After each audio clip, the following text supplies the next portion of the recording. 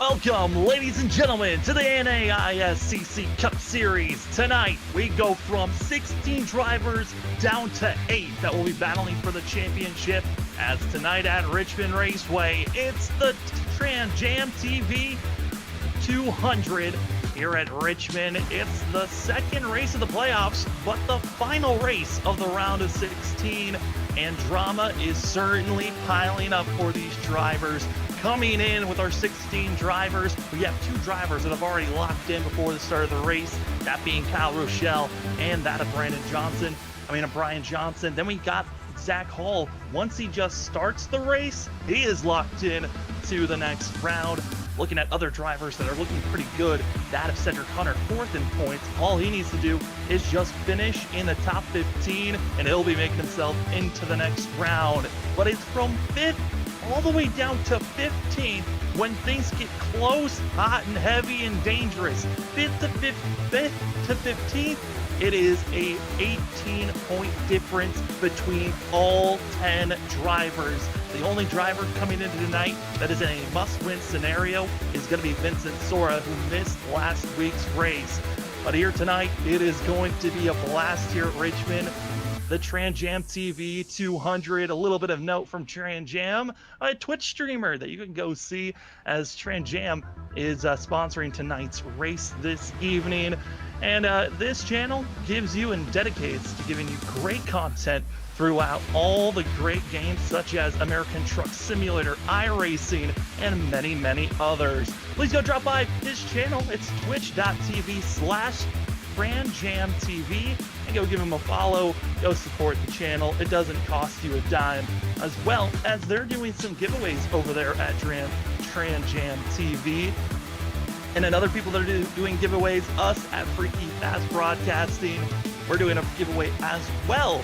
If you go to McConey Setup Shops, there is a coaching for 1 hour that we're actually doing a giveaway for, that we are excited to be sharing. We'll give you the link out later tonight, but we'll talk more about that at McConey Setup Shops later on in the broadcast. But new sponsors have come arise. TramJamTV, new with us, as well as that of Track Racer. They are the cutting-edge design and engineers to give you the competitive edge over all the other drivers, offering racing rigs, flight simulators, also any essentials that you need, monitor stands, and also just new, they've got themselves a wheel from that of SimuCube. Gonna be giving you some of the best offers out there in sim racing rigging. That of Track Racer has everything you need from the beginning or even completing your rig today. If you go follow that of the NAISCC on Facebook, they've got themselves a discount code that you can get by DMing them on Facebook. Track Racer, Refined Gaming. Tonight, playoff racing, like we said, we're going from 16 drivers that were battling for the championship and dwindling it down to just 8. Here at Richmond for 200 laps, going to be a lot of work for these drivers to figure out how to get around this short track, where we've seen short tracks can be a mess at times on drivers finding their different braking zones, as well as how to make passes. Richmond, well known for being kind of a single lane course where you're hoping and banking on the driver that's in front of you makes a mistake so that you can make a pass. My name is Sam Dyer. With me is Robert Moyer Jr., who's also going to be running productions here tonight. Robert, it's Richmond playoff racing. The tensions are high. Short track racing here tonight. That is correct, Sam. Well, welcome everybody here to Richmond. Some short track racing here with these guys here. Last round for some of these drivers to punch their way into the top 8 there, Sam. So this is going to be very interesting on what's going to happen, and see who makes it into the next round, man, because I'm telling you, this is going to be tight. This is going to have a lot of action to it. Oh, yeah, for sure. I mean, some drivers of note, like we've said, Vincent Sora comes in with a must-win scenario after missing last week at Charlotte. And then another driver that didn't have the best finish that he wanted, Dakota Moniz, is going to be coming in 15th, 11 points out from that cutoff line. It's going to be a lot of work for that 5 machine. They finished 20th last week. Wasn't where you wanted to finish out, but you know there's been speed in this 5. We saw it last season, and hoping to rebound as well.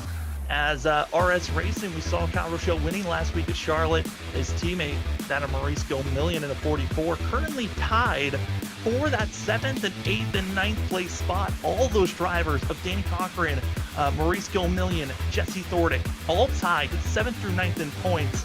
And if the playoffs had ended before this race, one of those drivers that's tied to be locked in would not have been making it to the next round.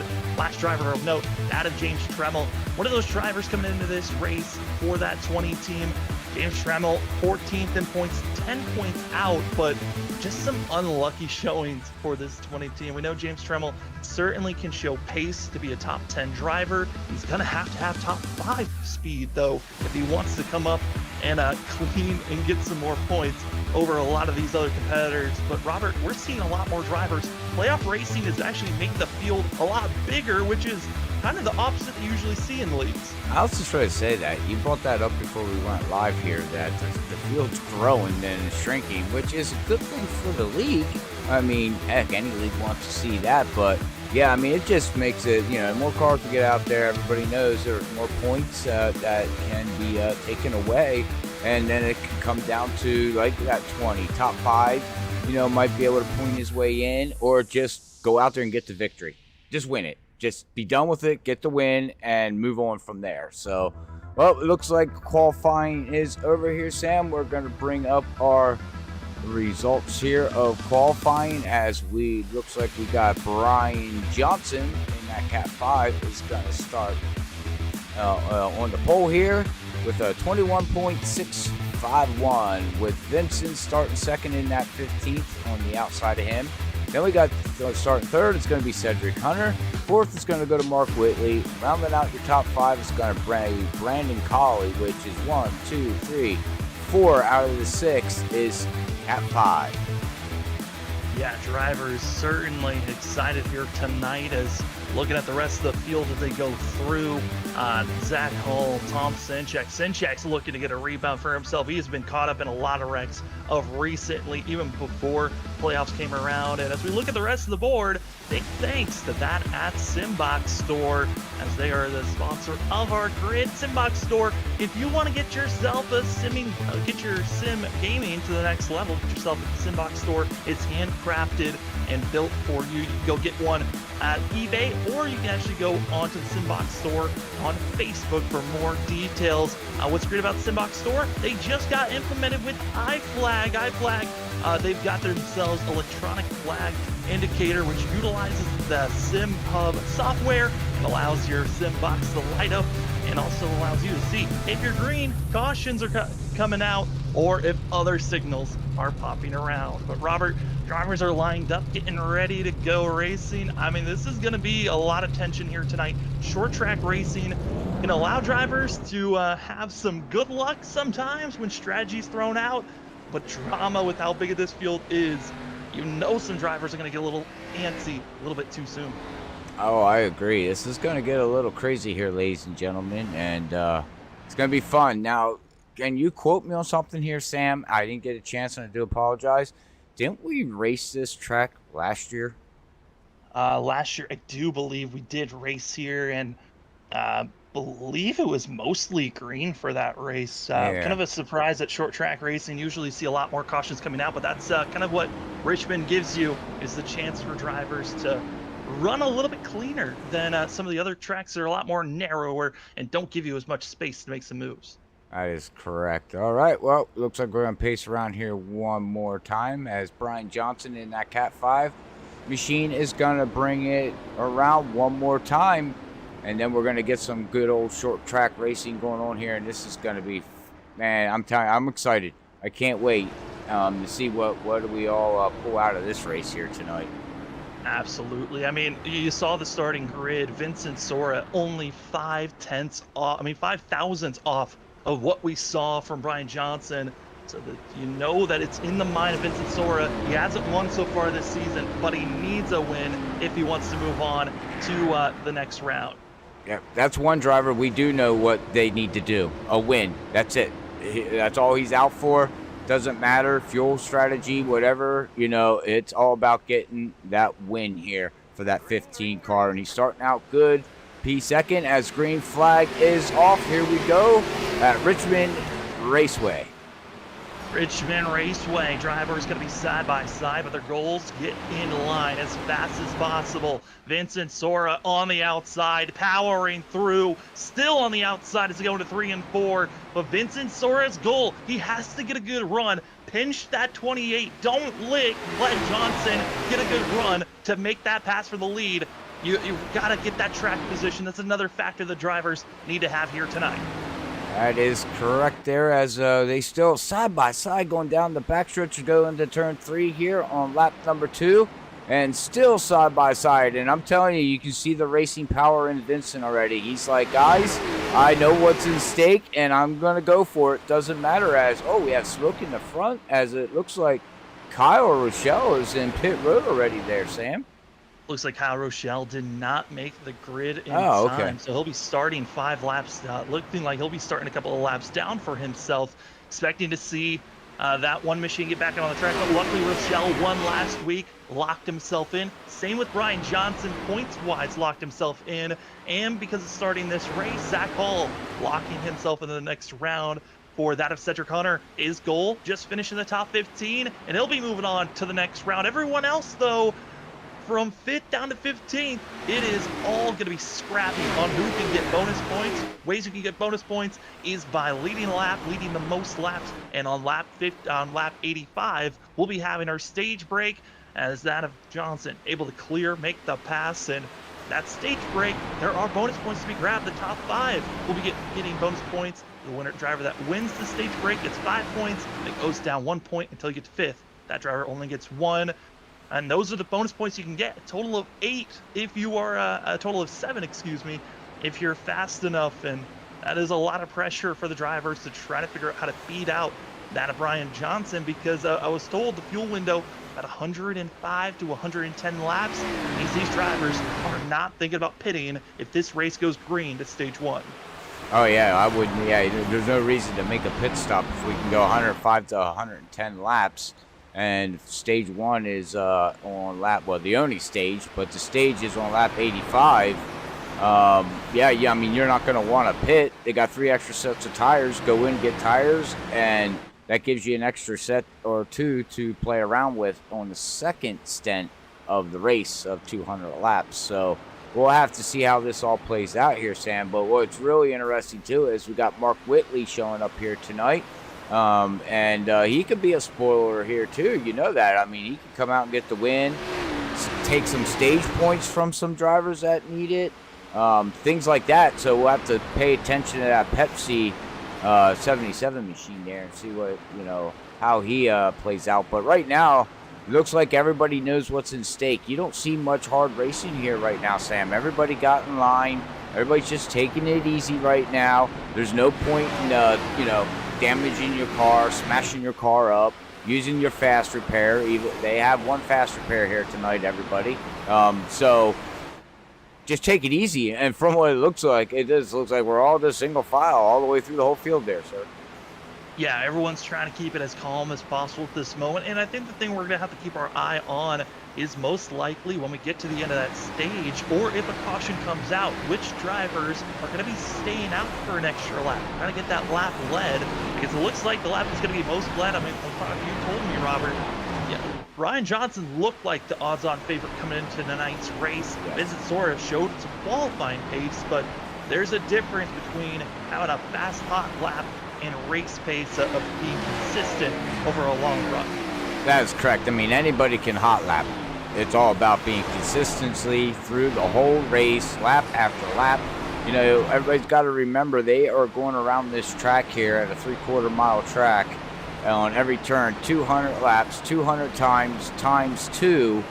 That's 400 times that they're going, you know what I mean? 200 times going into turn 3 and 4, 200 times going into 1 and 2. So, I mean, you better know what you're doing there.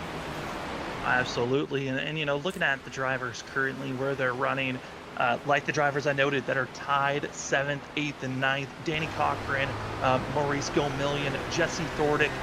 For all those drivers, they've got to be aiming for top 10 finish. Top 15 might not be enough because for that of Professor Sean Hutzstutler, Max Foner, they've got 7 to 6 points of buffer to work with for themselves. That's just a couple of positions that they need to make sure that they're ahead of any of these drivers like Ryan Bird or that of Brandon Cawley. Those drivers that were tied, one of those guys, they could be knocked out because there's just not enough space. We're cutting the field in half here tonight from 16 to 8, and we're doing it in just 2 races, last week at Charlotte and here at Richmond. Yeah, and that's the big thing right now. You just noted on that there, Sam. You know, these guys here that are tied in the points, you know, like you said, outside of a top 15 run, is not. With the side field, I don't think that's going to cut it there, Sam. They're going to have to get up into the top 10, you know, and if they get up into the top 10 and have a great run, well, there's other 2 vehicles that are tied with you. What if they're in front of you? Well, your top 10 don't mean nothing. It really doesn't. It's just a washout, basically. You're not gaining enough of points. So you're really racing the track, you're racing your competitors, but you're also paying attention to that point standings. Tonight, ladies and gentlemen, points are so crucial here tonight. With a win, we'll just take care of all that. But points. We can't stress enough about points here tonight with just being 2 rounds in the playoffs. Yeah, and you know, driver last week that we kept on touching on over and over again, that of Thomas Walter. That team really had to make a complete just mental fortitude last week. Lost his front bumper pretty early into the run. Just had to be out there running laps underpowered and was hoping for other drivers to have mistakes and have poor showings, which it kind of piled up, and he gained a couple of positions over the night. But I know it wasn't the night that he was hoping to have. But Thomas Walter, he's currently 7 points out of the good. He needs to make sure that he finishes up in the top 10, and right now he's doing just that in 9th place. Right, and that goes to keys again of what I just said. It might sound like a broken record, which I hate there, Sam, but points.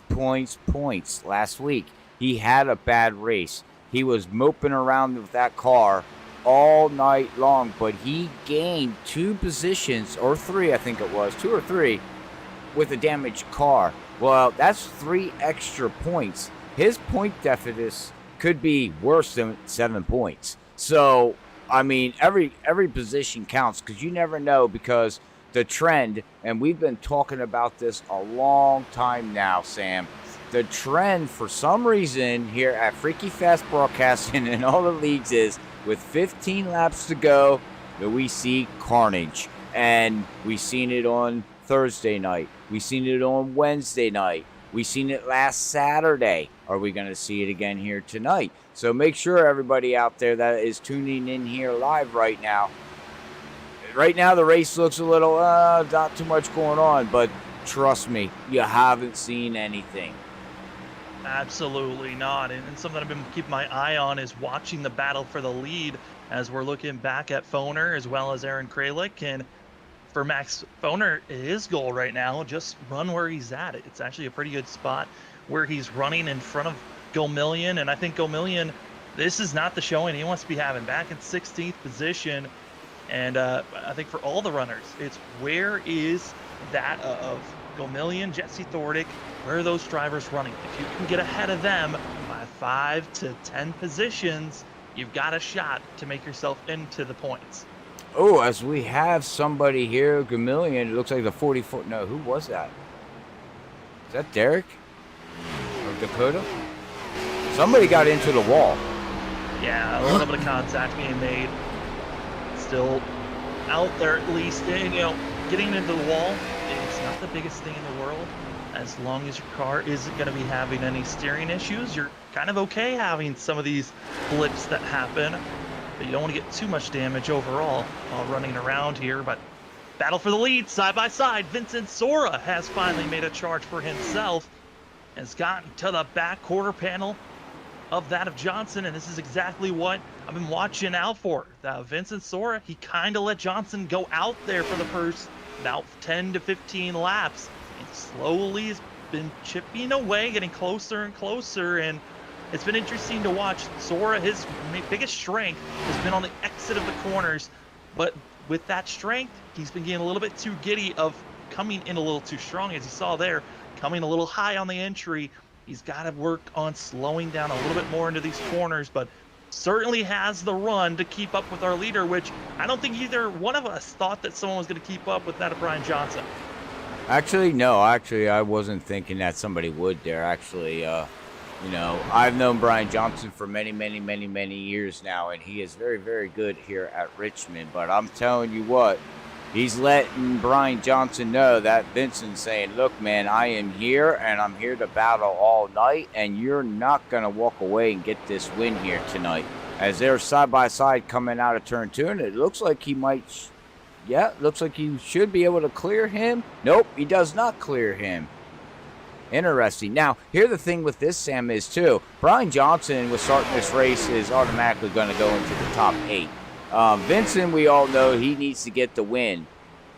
If you're Brian Johnson, what do you got to lose? Nothing. You go out and you try to get the win, which could take Vincent Sora out of the playoffs completely because he needs a win. So do you just let Vincent just run away with this and you just content with saying, look, I'm going into the next round of 8. I'm not worrying about tonight's race. I really don't need the win. I know I'm advancing. I got my partner behind me. He's going to be advancing. Or do you take Vincent Sora out of this race? Well, not out of the race. Let me rephrase that. Out of the getting into the top 8, which could be a really hard contender to deal with 2 rounds in the top 8. Yeah, I would say for that of Brian Johnson, the goal has to be, I think, for everyone out here, especially because you got Category 5, all from 2nd all the way back to 6th position is all Category 5, except for Mark Whitley there. And looking at this field, your goal has to be try to beat and win Vincent Sora. Sora is one of the bigger threats out here. I would say Sora, Kyle Rochelle, and Tom Sinchek. Those 3 are really big threats to Category 5 to beat them in the championship race later on in the playoffs. If you can take out one of your biggest competitors here tonight, I mean, that's a big bonus for taking some stress off going into these next 3 weeks. That's very, very true. I mean, so we'll have to see how this all plays out as looks like Sora is pulling away from Johnson there. He's up to 7/10. A little bit a little bit faster than Brian Johnson as of right now, as Cedric Hunter takes Hello Kitty and goes flying into turn 3. Yeah, I've been trying to keep an eye out on what Cedric Hunter's doing. I think he's trying to make the outside line work. This is the second time I've seen him go extremely high. Maybe he does it again. We're going to be going low, and Cedric Hunter, his goal, get a high apex, so turn sooner, but as high as you can, so you can go straight and keep your momentum much quicker than everyone else. Now, Zach Hall's going to move up to the high line, trying a very similar strategy, and I think it's a little bit of testing early on, recognizing, hey, we still have stage 1. Why not try something new? If you find some speed, go for it later in this race. Yep, it's all about slowing down, going in, getting that car to turn, and throttling and exiting out high, strong, which they're cutting. It's the longest way around the track, but it's also the fastest way around the track. Where if you can do it right, you really need to do it right. Like you can watch Zach Hall here. He is getting, and Cedric, they're getting such a run on Brian Johnson. Like, wow, Brian Johnson's struggling here tonight? Wow, I'd like to be in his earpiece right now. It might be a little bit of a struggle going on for that team. I mean, Brian Johnson, he took off so quick early on, battling to try to get by Vincent Sora, and then trying to keep his lead as much as possible. Could have burned off those tires, or might be thinking about a different strategy later on. As we continue to look around this field, now looking at that of Brendan Cawley. Cawley coming in as one of the drivers outside of our cut line, 11th in points, 3 points out from the good, and where he's running right now would be enough points for him to move on. Another driver, Tom Sinchek, he is 9 points out, running in 7th position, and that's not the most comfortable spot because Maurice Gilmillion running in 15th place, Jesse Thordick back in 8th.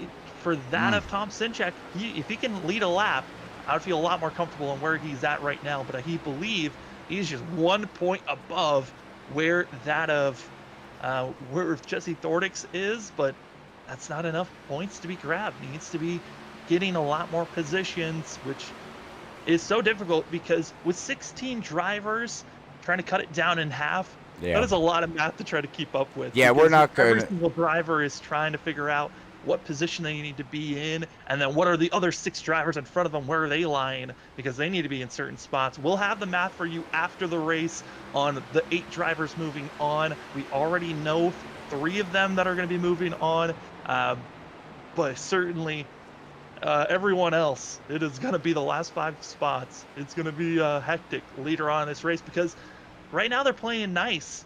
But Robert, when that stage break comes, which we're practically halfway to the stage break, that restart is going to mean so much on how many positions you can grab with everyone being as close as they are on that restart.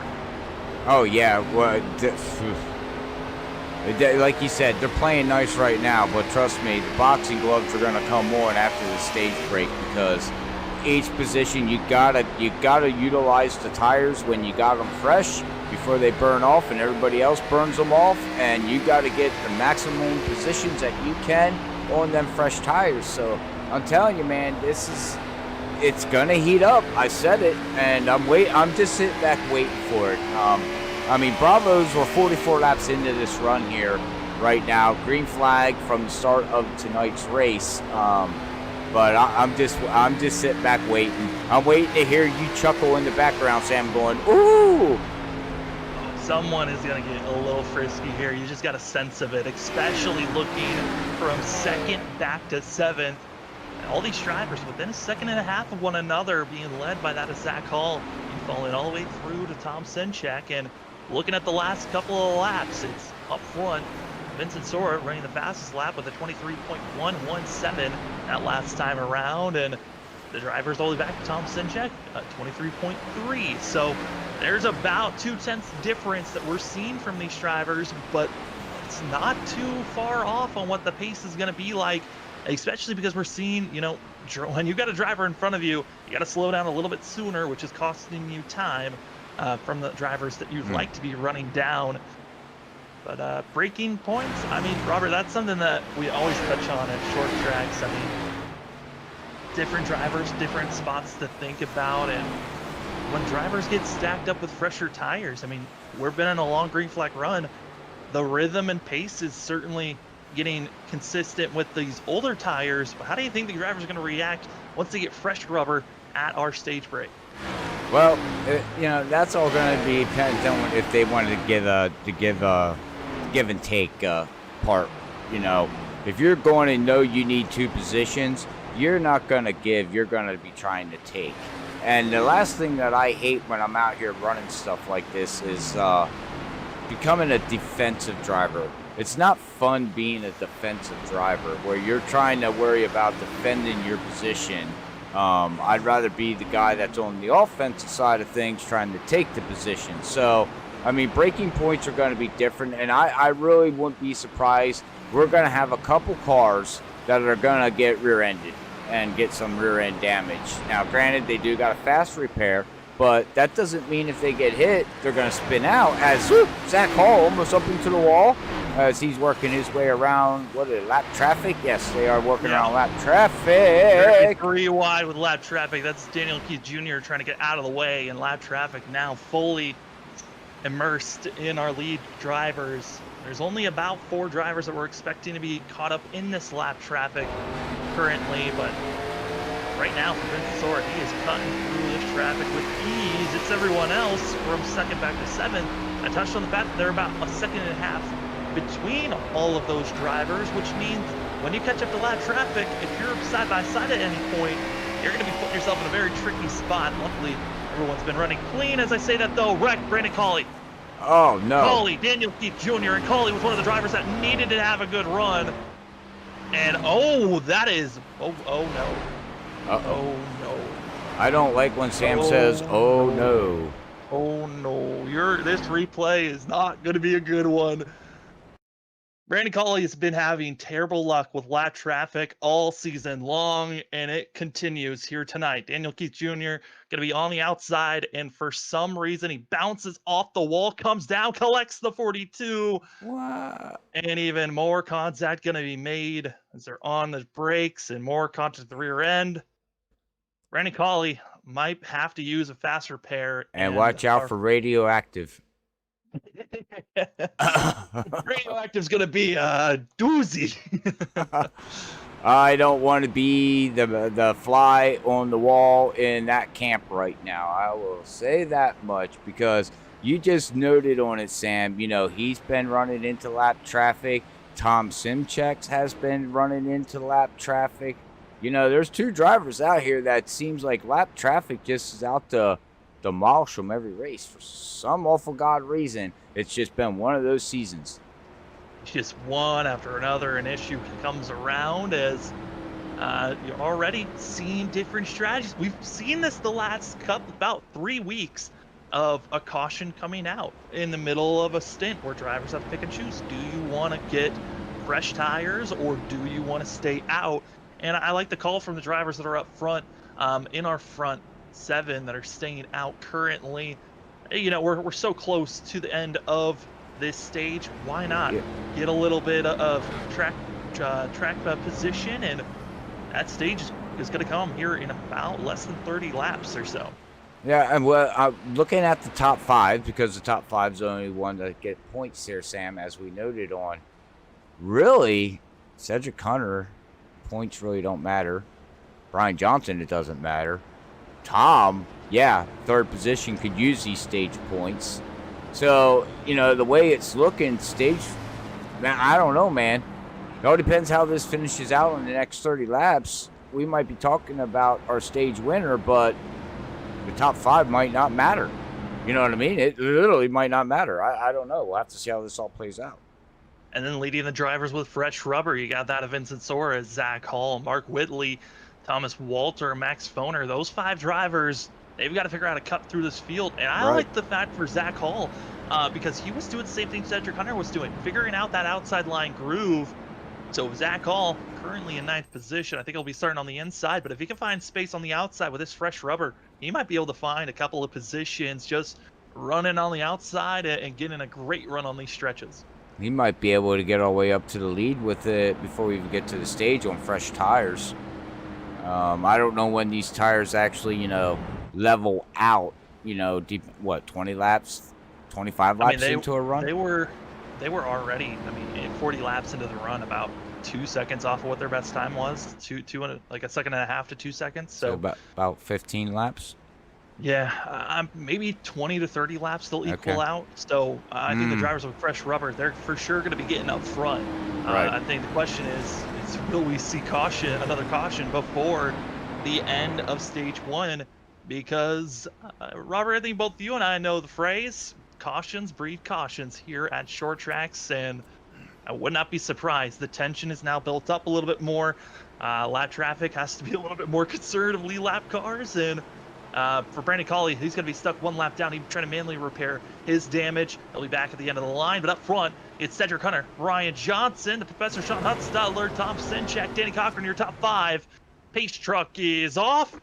And green flag in the air. The TramJamTV 200 is green once again.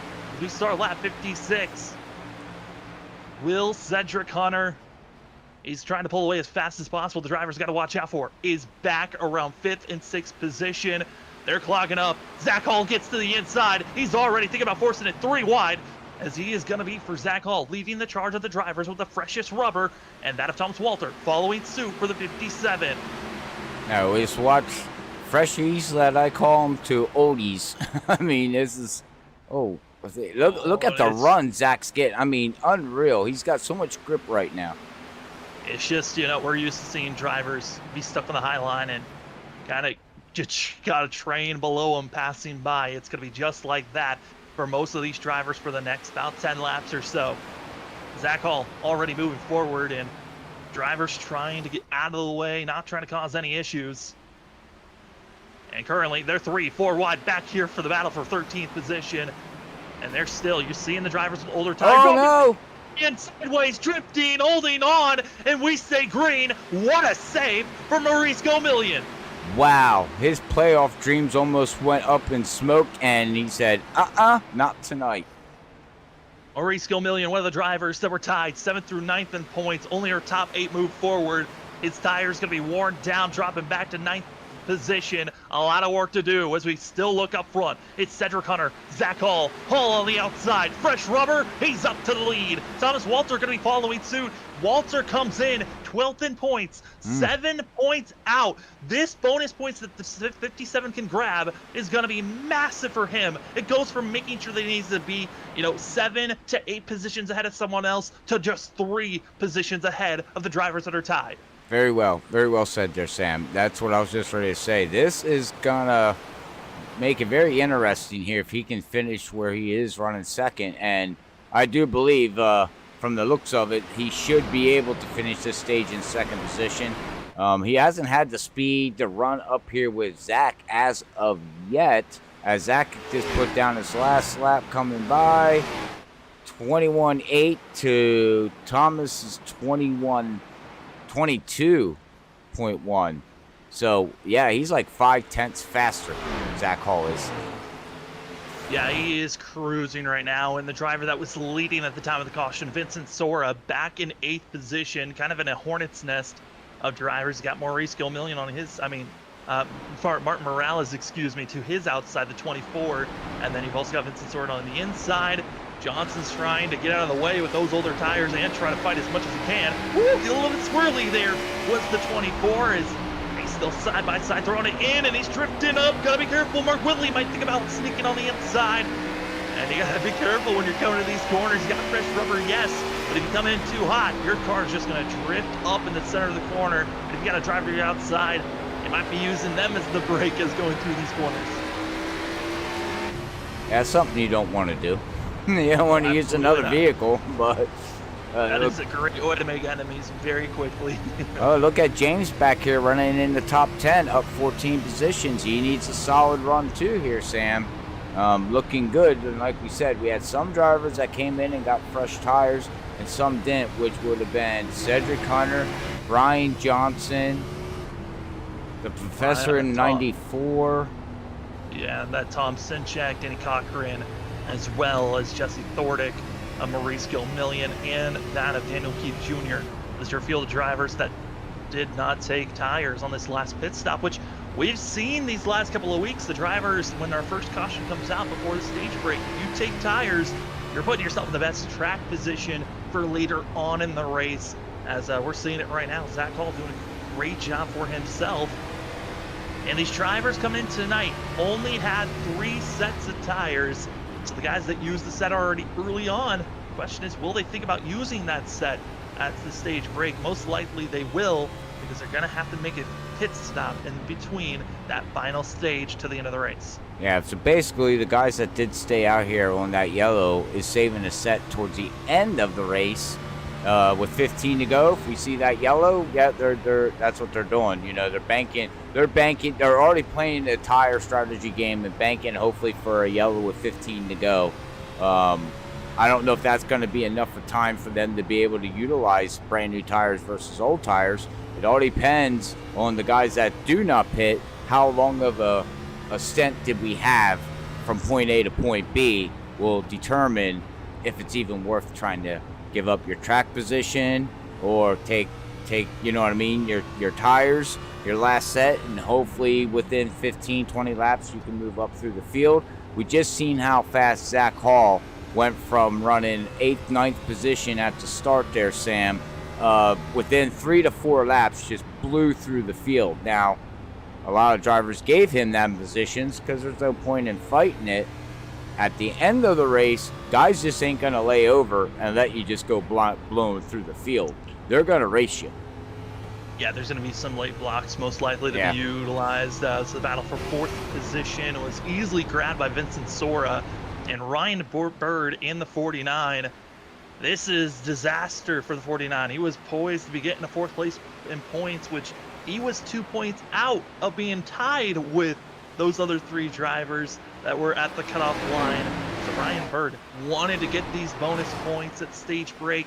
Still has time, but it's going to be a lot of work to try to get by Mark Whitley that just got by him pretty quick. Here comes James Tremmel, who last time we touched on was back in 9th place. He's now up to 7th, slowly but surely cutting his way through. Dakota here in the 5, up 12 positions in 3rd position. This is huge for him too, for stage points there, Sam. Yeah, Dakota comes at 11 points out from the good at that break of 8 points. He's 15th coming into tonight points-wise. Running in 3rd place, that's, I believe, 3 points that he can be grabbing for himself, which would make him being 11 points out to just being 8 points out, which would be bumping him up better than that of Tom Senchak, where he needs to be placing himself. And also, the drivers, they have a total of anywhere from 3 to 7 points to be grabbed here. If you have the most laps led, or just lead a lap, that's 1 point that can be grabbed. Then you have the top 5 at the stage break getting bonus points from 5 down to 1, starting at 1st place down to 5th. So drivers certainly know there are a lot of points to be grabbed, but at the same time, with how close everyone is, every point matters when you get closer and closer to the end of this race. That is correct. All right, well, I want to give a big shout out to everybody out there on YouTube land. Thank you very much. We got David out there. Saturday Night Racing, that's right, man. In a couple of weeks, we'll be seeing you out here boogieing on around the track. I can't wait to be calling that action again here, as you know, we got a good relationship here with the NAISCC Cup Series. So don't be surprised, and from the works of it, we'll be back next season. I don't see that not happening. And also, I'd like to give a shout out. He says, let's get freaky nuts to Hacker 2000. Well, okay. Okay. I was just trying to read some chat there. I do apologize. But hey, welcome. And he always says, freaky nuts says, oh, James got, oh, sorry. We'll change subjects. A little bit of contact. Tremble. For the 20, getting loose out of turn number 2, trying to make the pass on Ryan Bird and losing ground, falling back, losing himself just 1 position, but going from challenging for a possible top 5 finish at the end of stage 1 to now falling back to 8th place. All that work kind of went up in smoke. He's got Eric Kralik and Max Foner now to his back bumper. Stage 1 comes to a close at lap 85 for these drivers, so you're running out of time here. 5 laps to go for everyone out here to make sure that you can get yourself some bonus points. Only the top 5 get bonus points, and Mark Whitley kind of, you know, we touched on the fact that we got some non-playoff drivers showing up late in the season. Mark Whitley, one of them, snuffing out bonus points that could have been grabbed from Ryan Bird or others behind him. Yeah, Ryan Bird, I mean, we got 4 laps to go. If he's got anything, he's got to go now to get some stage points. 1 point for 5th position could be huge for him. But right now, looking at the top 5, and I noted on this a couple laps ago, Zach Hall really don't matter. Thomas, yes. Vincent Sora, don't matter. Dakota matters. Mark Whitley, don't matter. So out of that top 5 in stage points, Sam, 1 driver, 2 drivers. Yeah, it's one of those things where you're hoping for the best out here. As you see, Ryan Bird, a little bit of contact. Martin giving a tap. Oh, you don't want to do that to a playoff driver. That's getting a little bit frisky to the 49 late in stage 1. Saw a very similar thing happen last week at Charlotte. We came late to the end of the stage, and drivers were giving bumps, shoves. That last lap of stage 1 last week, oh man, we didn't know if people were going to bring out the yellow or not, but they held on, just like that Ryan Bird did as well. Some drivers that were hopefully banking on quick yellows to finish out stage 1. Adam Brandon Colley, he was running out here, and he's so much off the pace that he has actually gone another lap down. Currently 2 laps down, so he's going to need a lot of work. He's going to have the stage caution, luckily. That should give him one of his laps back, but he's also going to need another caution if he wants to get himself, this 42, back on the lead lap for a chance to charge for a championship run, because where he's running now, he would not move on to the next round. Well, the only note I can give for Brandon Colley is you been down this road once or twice before. You know, we've seen this out of him, Sam. Not that he tries to do this, but he has rebounded back in a couple races this season from being a lap or two down. So it's not over until the fat lady sings, and I'm not going to sing right now. Absolutely not. As stage comes Thanks, to an Sam. end, as Zach Hall, Thomas Walter, Vincent Sora, Dakota Moniz, and Mark Whitley going to be your 5 drivers getting bonus points. And looking at this field, you've got that of Gomillion, as well as, you got Gomillion, Tremmel. I mean, they got themselves a little bit frisky. Ryan Bird, he's up front, but didn't get those bonus points. You got drivers that are cycling through. But now this question is, how is this field going to react when everyone's on the same set of tires? Yeah. So we did have about 7 of them not on fresh rubber, which dropped them back. Cedric Hunter, Brian Johnson, and Tom Sinjek, all in the middle of the pack as they're coming into pit road.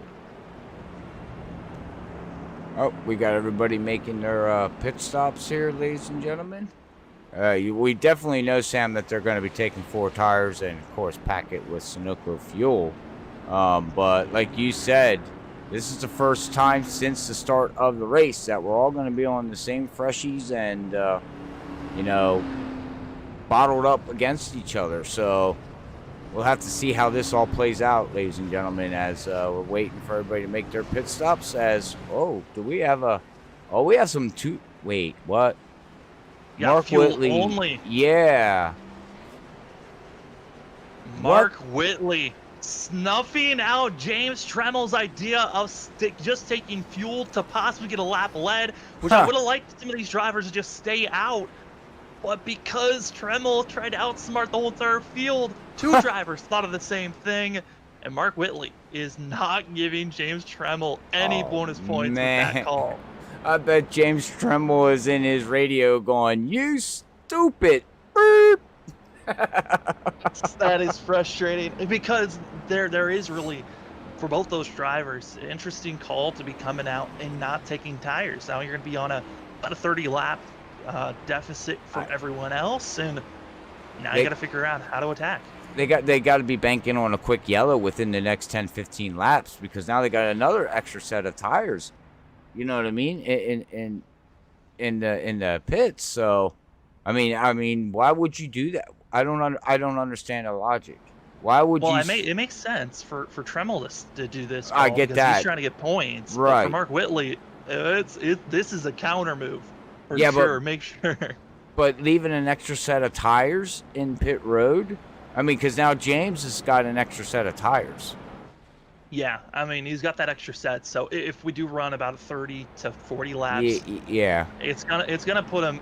He's already gonna be further back than everyone else, but it's forcing the rest of this field to think about, hey, do I want to take my final set with 50 laps to go, or do I want to take it with 30 laps to go? I got to pick and choose. We do know that everyone has to pit at least one more time from here on out if they want to make it to the end of this race, but it certainly does now put a question mark of how is the 77 and the 20, are they going to be clogging up and possibly stacking up this field for any issues? We'll keep our eye on it, but I like the call from Tremmel initially, but with Mark Whitley kind of being a block, it hurts that 20 quite a bit. I don't know if it would. I just don't understand the call, though. I get, like, I know you're saying, points, Sam, but leading a lap is only 1 point. Is that 1 point worth not taking tires? Because he's going to get freight trained, man. He's going to fall so far behind and be so slow. Because, like you said earlier, 2 to 3 seconds slower after 20 to 25 laps, 30 laps into a run, he's going to be so slow that he might go a lap down. That's if we stay green. A pace truck pulls off the TramJamTV 200. We're green after stage 1, and Tremmel did not get going the whole entire inside line. Stacked up, Mark Whitley, Vincent Sora, they are gone from the rest of the field. And that's old tires, wheel spin. He got wheel spin, didn't get a good jump. He pushes Zach Hall in the back as Zach Hall gets loose coming out of turn 2 to take it down turn 3. He's going to look down. Finally, he's looking like he's going to get up underneath the 20, and he does. and he's going to set sail on the Dakota. Oh, no! Cedric Carter's around the 13, bringing out a yellow. And just not enough space around the field. As drivers were trying their best, and over the radio, Cedric Hunter saying he got loose, and we'll see it on the replay as he was trying to make that third lane work, and touching on the fact drivers on new fresh rubber, some of these moves that they were making on older tires that were worn in, feeling a lot more comfortable, they maybe not be able to utilize as best as they could. But Martin Morales' bumper gonna be getting the taste of the 13 Hello Kitty machine, and luckily for that of Cedric Hunter, he did not hit the wall. Just a little bit of tap to that rear quarter panel. So Cedric Hunter, he's not completely out of this, but with that quick caution, it now gives a shot for either Mark Whitley or even for James Tremmell possibly come in and use that set, or they'll think about staying out there still. No, Pit. Mark, who cares about Mark? Nothing against you, Mark, but you're not in the playoffs. James, Pit, man. Here's your opening, your strategy. You wanted to stay out to get that lap led. It didn't happen with the strategy of Mark thinking the same thing as you. Pit this time, man. You need your tires. If you don't, you're going to get freight trained. Look at this. He's already within 2 laps, already back to 6th position here, Sam. I'm telling you, he's going to get freight trained. He needs to go in and get tires and start in the back. He just has to. Yeah, I mean, it's an understanding that you're going to lose positions. You're going to lose them either way by coming in or staying out. So by him staying out, he's banking on another caution, hopefully hoping that this track is going to be for another 20 to 30 laps, so he's got that tire advantage. If he pits now, he doesn't have an advantage at all. He's still on the same footing. So for that of James Tremmell, he has to stay out currently for to have any type of advantage later on in this run. I just don't like the call. I'm sorry. I mean, either way, he's gonna lose position. So I get that. Stay out there and bank on the caution. I get that, but you're banking on something that might not happen. That's you're basically playing the lottery game. You're gonna go play your numbers and hope they hit, and if they don't hit, you lose. So I mean, Mr. Connor coming in.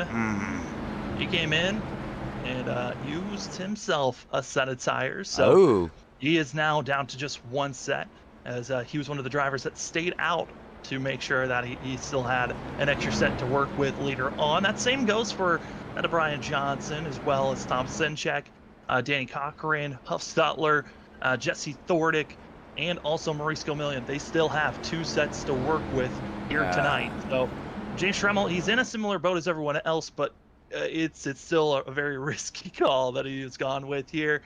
But I mean, it's not a bad one that he's going for. No, I'm not. No, I mean, I get it. I get both aspects of it. I mean, it's damned if you do, danged if you don't, deal. I mean, Mark Whitley really put a monkey wrench into his strategy. You know what I mean? Really, really did. I don't know. If I was just in his shoes, I'd be like, okay, that backfired. I'd just go in and get tires and start in the back and work my way back up through the field, because my main thing that I'm worried with that 20 cars is that if we stay on a long green flag run, he will go a lap down. He's going to go a lap down.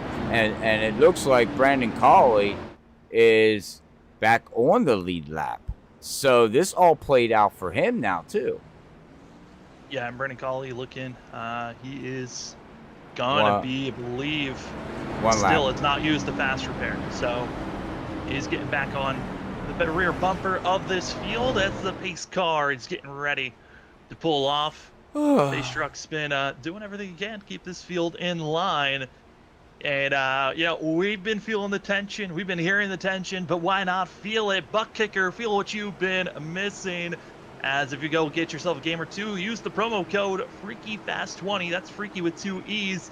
FreakyFast20 for promo code. Get yourself 20% off. Find yourself a game or two. Feel the rumbles as the drivers are waiting for the green flag here for the TramJamTV 200. We're green once again. It's Vincent Sora. Great launch as that of Mark Whitley trying to hold off the rest of the field as they're 2-3 wide back in the middle of the course. They got to figure out how to get by the 20. Tremmell, we know he's going to fall back. Same for Mark Whitley as they are trying their best. But up front, Vincent Sora, he loves having this slight buffer. Yeah, Vincent Sorer, he's gone. With fresh tires, he's going to pull away. But like you said, we're just going to keep our eye on the back of this pack right here with James Tremble. We got, who else we got back here? Max and Maurice, and oh my goodness gracious, we got Danny. Everyone. It's everyone that was up front. Vincent Soren going to be Nate Soren, excuse me, going to be on the inside, pushing Tremel up to the wall. Got a little bit squirrely there. We got Johnson. You got Danny Cochran, Foner. Everyone that has been one of our favorites to move on to the next round are collected in the front. There goes Gomillion, spun around on the front bumper, and yellow once again waves. And no, actually, I take that back. That was Jesse Thordick that got spun around right on the bumper of Cedric Hunter, it looks like, on the entry of the corner. Well, you called it, Sam. Breaking points, given positions, things like that. I mean, we're going to watch it here on the replay. Man, I don't know. It's just everybody's different breaking points. And, Cedric Hunter looks like he's going to take it 3 wide, decided not to, slid up, and poor Jesse was at the wrong place at the wrong time, and that was a hard hit. Very hard hit, losing the back bumper and the rear end. Oh, and who's that? Heavy damage for the 14. Coming in, I believe this is the 22 Tyler. of Tyler Dengler, who comes in. And that's a difficult spotting with the smoke that comes up. Sometimes you don't know truly where the drivers are. As we'll take an on-board cam with Tyler Dengler to get his point of view coming into this wreck, but that is a hard contact for Jesse Thordick. Thordick tied for that cutoff spot coming into tonight. And just smoke. Where's the car? Where's the car? There's the car. And hello, I am in your bumper. I'm just questioning why would you drive through the smoke? That's a questionable call, but I think for that, Tyler Dengler wasn't expecting drivers to be there. His goal was to run high, try to get out of everyone's way, and it backfired. As drivers that came into pit road, going to be Brandon Colley, still trying to get repairs done slowly but surely for that machine. Jesse Thordick going to be getting his, I believe he might be using fast repair already early on for the 14. Not going for just the keep yourself clean until the very end.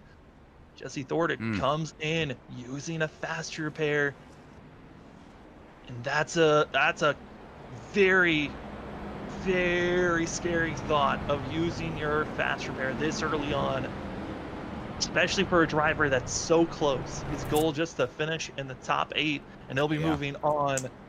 That's a terrifying mindset now to be on for Jesse Thordick. Yeah, that, and also, people are looking at we're 105 laps into this, 105 laps into this. They are still on that outskirts yet, Sam, that they have to make a pit stop. You said they go, 105 to 110 laps? Yeah, they're right in the window. If they come in now, they're in it. But it's that risk of, do you want to go to the back of the field to make that call? Oh, well, and tire fall off is huge. So, I mean, it's all about track position, but I don't think you're worrying about your fuel mileage. It's worrying more. Tires are more of a key here tonight at this track than it is fuel. So you need to keep the best tires that you can on, or keep a fresh set. I mean, coming into tonight, 4 sets. The one they started off the race with, 3 in pit road to work with. It gave you options. I mean, we were expecting these drivers to make only 2 pit stops here tonight, which was going to save you an extra set just based on how the fuel mileage was going to work out with the stage break when you had to come to pit road. So it gave you a set to work with. Did you want to use it before stage 1 or after stage 1 if an early caution happened or a late caution? And right now we're seeing the drivers that earlier on could have gone with the strategy of taking tires early in that first caution we had. They're now mired in the middle of the field. Brian Johnson, as well as Cedric Hunter. All those guys that were up front battling for a win are now mired in the middle of the pack, trying to just get into the top 10. They're the ones that are kind of in the biggest of danger zones. As the pace truck lights are off, we're getting ready to go this time by. And Robert, I mean, we kind of know how we feel about James Tremel, but some of these other drivers that are up front, such as a Ryan Bird, how are we feeling about these guys? I actually really wasn't paying too much of Ryan. I do apologize. I was just ready to note on James is, with these yellows coming out, this is working into his favor. I mean, this is what he wanted to see, right? This is what he needs. Yellow after yellow after yellow, and as long as he's not involved into it, this will all work out because these tires are going through the heat stage, cold stage, heat stage, cold stage. And it don't matter if you got brand new tires, eventually they're all going to just equal out sooner with all these yellows. So this might work out for James. I mean, I might be sounding like an idiot here tonight. Slowly but surely. Oh, there they go again. The moves. Oh, Ryan Bird caught up in that one. Aaron Kralik going to be bumped by Nathan Soren. And welcome to short track racing. Drivers are stacked up on one another, and the give is gone. Ryan Bird went from running up in the top 10 to now back in 15th. And we're not triggered on that one yet. Waiting for the software to update, if it ever does. But, I mean, you just noted on it, Sam. You said to me, what do you feel about Ryan? And I wasn't paying too much attention. Now I can, because now I feel bad. He just got spun. Yeah, gotta get a little bit of a, I don't know if we've got it on our tickers information, but it looked like contact made from 16 of Aaron Kralik into that of Ryan Bird. And it's just these little crossover moves that we're seeing here tonight. Drivers trying to put themselves in spots to make a quick move so they can try to gain some space and time, and it is just not working out for a lot of these guys. Kralik going to be coming to pit road, same for Ryan Bird. And, for some of these guys that are falling back, this isn't the worst thing for them. They're going to be getting some fuel topping off. Maybe think about getting tires. If you haven't used the set, I mean, if you only use one set, why not use your second already? Save your third for later on in the race, and you can mire in the back. And if more cautions keep on coming, the rest of the field's going to have to come into pit road to either get damage repair or get fuel. So this is kind of working out for those drivers. We touched on McConey Setup Shop a little bit earlier, but we'll talk about them a little bit more. McConey Setup Shop, where it is our setups, but your victories. Do you want to get any setups from Legends, the Cup cars, or even a little bit of dirt mixed in on iRacing? McConey Setup Shop has those setups for you. And if you want to get 10% off of your setups, go use the promo code FFB10. FFB10 again. That is for 10% off. It's just that simple. An FFB10 to put in the promo code, 10% off on setups at McConey Setup Shop. And as well, we'll be putting the link in our chat if you want to enter yourself into our giveaway we're doing for McConey Setup Shop. McConey Setup Shop also has a coaching for $25. You can get a 1-hour session with some of the best out there.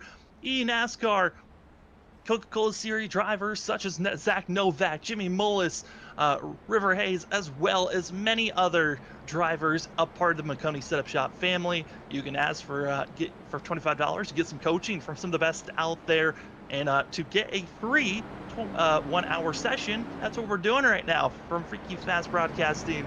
We are giving away 1 hour free of coaching for McConey Setup Shops. Again, it's our victories, but it's our setups and your victories at McConey Setup Shop. As we are back to racing action here shortly, Robert, we're past halfway. Drivers, they're getting a little bit antsy here, but for Vincent Sora, Zach Hall, and Dakota Moniz, great run so far for all those drivers. As you got to Dakota Moniz coming in 15th in points, 11 points out, got 3 points from that stage, so that's helping him get himself a little bit more into the mix of things here, trying to get points and positioning wise. Yeah. But then you look at that of Vincent Sora, he's in a must-win scenario in the best spot possible up front, and then Zach Hall, all he needed to do was start today's race. He's now locked in just by starting. I mean, these guys have to be feeling pretty confident up front currently. Yeah, as of right now, they're feeling confident because that's where you want to be. You want to be up front, stay out of the carnage, and they're doing exactly what they need to do right now. 113 laps in the books here right now. And like you said earlier, they were in that fuel window and tire window, basically fuel window, to make it to the end of the race. They're definitely in that window now. So do you see the guys at pit?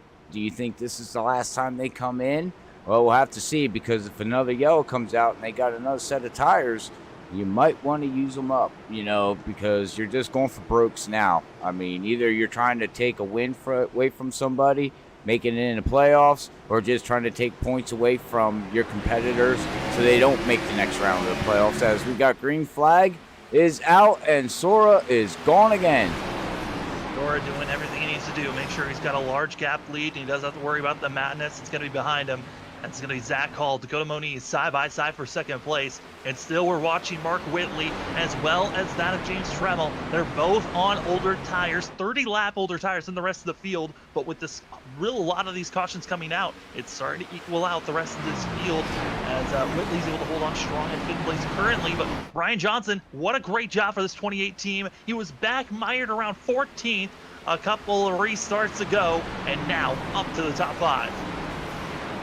As he moves up, we know he's got a fast car, and he's going to work his way around Mark Whitley there in the 77 Pepsi machine, and he's going to set sail on the Hendrick machine, which is one of his favorite drivers, and he's going to try to make a pass up here for, what's he looking at here, 4th position, 5th position? Looking for 4th position right now for that of Johnson. He's gotten into the top 5, now trying to make the pass here on Dakota Moniz. Moniz that needs every single point that he can possibly get. As we now know for sure, locked in is Kyle Rochelle, Brian Johnson, and Zach Hall. The question is, who's going to get those final 5 positions? Cedric Hunter came in with a 29-point lead over the drivers that were at the cutoff line. He looks poised and good to be making his way through, but needs to make sure he doesn't get caught up in any more danger. We've had 2 DNFs so far. Kyle Rochelle, who missed the grid, and also Mark Dingelman, who wasn't able to start the race as he came in, ran a couple of laps, and was not able to finish it out for the 35. Still watch the battle that's going on now for 3rd place. Johnson slowly but surely cutting his way through the field. But man, is it still one of those things, drivers picking and choosing how they want to attack the drivers around them. And I'm looking at this field currently right now. Scary things in the middle of the pack, as unsure of where Nathan Soren's going to go for that of Whitley, as well as Cochran in the middle around 7th and 8th place. I'll give a shout out to Tom. He's staying in the top 10 there, but you know who's rebounding back with the damaged car is Brendan Colley here. Still not out of it, still has not used his fast repair. He's been getting that Ford Mustang fixed as best that he can, and he just, I don't know how many points he's out, but he's got to do something here towards the end, man, because we're getting down to about 50 laps to go in this race, and before you know it, this is only a 3/4 mile track here, Sam, and these laps are going to click off fast.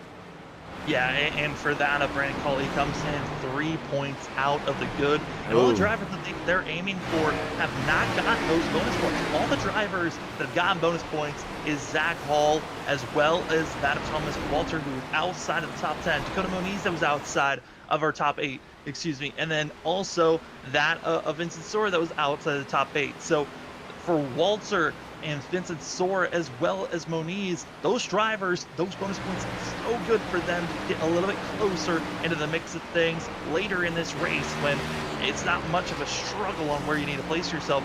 With Thomas Walter, where he's running right now, it is going to be very close on where drivers going to lie. Again, we're going from 16 drivers down to 8, so there's going to be a lot of position shifting going on here tonight, but especially because we've already seen that short stint of drivers bring out yellows for three yellows in a row. Wouldn't be surprised if somehow later on we get ourselves in some late cautions, maybe into overtime racing, as we're on board with Max Foner, who just made the pass on Soren. But you've been touching on it a lot this past week here, Robert. Those last 15 laps, 15 to 20 laps, that's the window we're going to keep our eyes on the most on if a late caution comes out. Yep, that's what we're going to keep our eye on and see exactly what happens. If the trend continues or does the trend get broken, we don't know. So stay tuned for that. Oh, Morales being pushed around to the inside, spun around, no yellow. But Martin Morales, oh, now the yellow's going to wave. But they were 3 wide. It was Soren, Cedric Hunter, and Martin Morales trying to make a 3 wide work coming out of turn number 2, and it just did not stick. we'll watch here on the replay. Oh, yeah. And just, a little bit of contact there, but it's coming out of the corner when the drivers are funneling again back to one another. There just wasn't enough space. You're going to see the 24 just dash right into the inside wall, bringing out this late caution, which the drivers have been out for almost 40 laps. This is exactly the time. If I was James Tremmel, come in, use one of your Yes. sets. Or You, if one of those other drivers that has a set, if you are feeling like those sets of tires are going to allow you to really push through this field, go for that extra set now because you know then you're going to be on equal footing with everyone else on when you want to use that last set. I agree. And what would you do if you're Brendan Colley? Would you come in and make a pit stop, get your damage fixed, get your fast repair? Would you, or would you still hold on to that thing? Because he is coming down pit road here, Sam. If I'm Collie, I'm holding on to this thing until I know maybe it's the last restart. I am not going to use my fast repair. That car is way too damaged, and especially with the luck that Brandon Colley's been having, I would much prefer keeping that fast repair for the last 5 laps instead of for the last 70 laps we're coming up to. So for Collie, he might be thinking about that fast repair maybe later on, but for now, it's still try to get the manual repair as much as possible. But we're seeing a lot of drivers coming in this time by trying to possibly, and a lot of them using one of their sets now, which is a similar spot we saw these guys during our first caution where they were able to cut through the field, but there was a lot of give back then in our first 40 laps. We're now going to be in our last 70. It's all about holding those positions from here on out. I don't know about you, Sam, but I got a headache trying to think of these points. 2 weeks in a row now with points. These guys got to make it easier for us. It's going to be 2 races for the round of 16, but don't worry, we quickly do another 2 race stint for the next round, the round of 8. We cut that in half again to finish out our final 4. And guess what? It gets even more crazier. It's Dover next week, and then Daytona to finish it out to see who's going to be in that championship 4 race. It only gets crazier from here, Robert, as the drivers are stacking up. Is it Daytona or Talladega? I believe it's Daytona, but I could be wrong on that. I think it's Talladega. Either way, super speedway racing to finish out is not friendly. No, no, and that's a crapshoot, like I like to always say. So anybody can win it, and them final 8, you know, it's gonna come down. It's gonna come down to 4 drivers. Oh God. Yeah, it is at Talladega. It's Talladega racing for 100 laps at Talladega. Yeah, guys, that's just gonna be a headache in the booth, even a headache on the drivers. Because, you know, you're going to have 1 race win at Dover. And if it's a playoff driver of the top 8, great. They advance to the top 4. If it's not, we could have a crapshoot for 4 positions that's not locked in at Talladega, Sam. I mean, literally, this could really get really crazy. So if everybody's enjoying this Saturday night league and enjoying the commentating with me, Robert Moyer, up here in the booth with Sam Dyer, make sure you hit that subscribe button so you don't miss any of the action Saturday night, as we are coming down to the end of the season with these guys. We got tonight's race, and we got 3 more after this before this season ends here on Saturday night, and then we'll be off for, I think, about 2-3 weeks until they get ready for their next season. But man, oh man, oh man, is it getting heated there, man. Oh, certainly. And with Talladega coming around, I mean, the new aero package is all about teamwork. And we've seen teams make enemies. We've seen teams be allies at times. And it is going to be fun to see who works with who in 2 weeks from now. But for here tonight, it's figuring out who's going to be moving on to that round of 8. As Vincent Sora, like he's been doing all night long in that first place position, getting a great launch, 2 car lengths between himself and Zach Hall as they go into turn number 1. Side-by-side racing for 3rd, where you've got Johnson on the inside, getting by that of Thomas Walter. I'm keeping my eye out for that top 10 position. Driver shuffling, bouncing off the wall, look to be that of Ryan Ferraro, as driver still 2-3 wide, as it's going to be Max Boner. He's side-by-side with Cedric Hunter, and Hunter's goal, get by the 0-5. As fast as you can. Oh boy. Oh, here comes Tom. Tom. Sinchek. Yep. Tom Sinchek has been having not a good time with that of Nathan Soren. His goal, get by the 0-5, his quick spot. We've seen a lot of drivers not having the best luck getting by the 0-5 throughout the season, but credit to Nathan Soren. He's been doing a lot better tonight. But side by side, here comes Tom Sinchak, Nathan Soren into turn number 1. And behind them, it's still a Hornet's nest. You still have that of Danny Cocker and Max Stoner side by side. And it's 2 by 2 by 2, about 4 rows deep behind them. Cedric Hunter going to be popping up and losing a little bit of ground as here comes that of Danny Cochran trying to make a pass on Soren. And Soren's just going to go the high line. Look like he's backing out of it. It is too hectic at times. Coming down in front of, oh my goodness. That of Brandon Colley and Soren. They start off the season with contact, and they continue on with it. As Brandon Colley able to get by that of Nathan Soren. Soren is just bouncing around like a ping pong ball at this point, which is not good to see when you've got a lot of drivers stacked up and right compact with one another. Well, not only that, these guys that are flying by him are on fresh tires, too. You just seen Mark Whitley and James Tremble in that 20. They just blew right by him. Tom Sinchak leading the drivers with the fresh rubber, currently in 5th position, doing a great job cutting his way through. Danny Cocker going to be the next driver with Hutt Stoller, as well as that of Brandon Colley. Colley, he might have the damage, but that fresh rubber kind of equals out the damage that he's dealing with. Yeah, he gets a little loose coming out. He's got Mark Whitley all over the back of him. What? Whitley practically on the apron going through the corner, but the Cedric Hunter's going to fall back, give it a little bit more space. Still side-by-side hard racing going on. We know that this is going to be the end of the round of 16. We'd love to give you guys live updates, but with how much shuffling there's going on, we're not going to be able to tell you probably until this race is over, as we're keeping on board.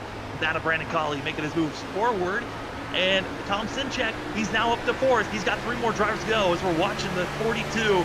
Trying to figure out how to get by Dakota Moniz. Does he follow? But correct. In the back. Caution. And it's going to be that, I believe, Adam Westfield going to be contact with himself. I think there was also a little bit of contact between himself and that there we go 3 wide.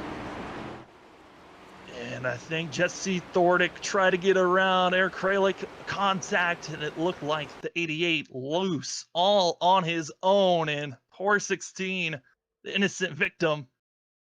As we'll rewind it, show you what happened, but it's just completely got loose for the 88. Tried to save it, overcorrected, and right into the outside wall.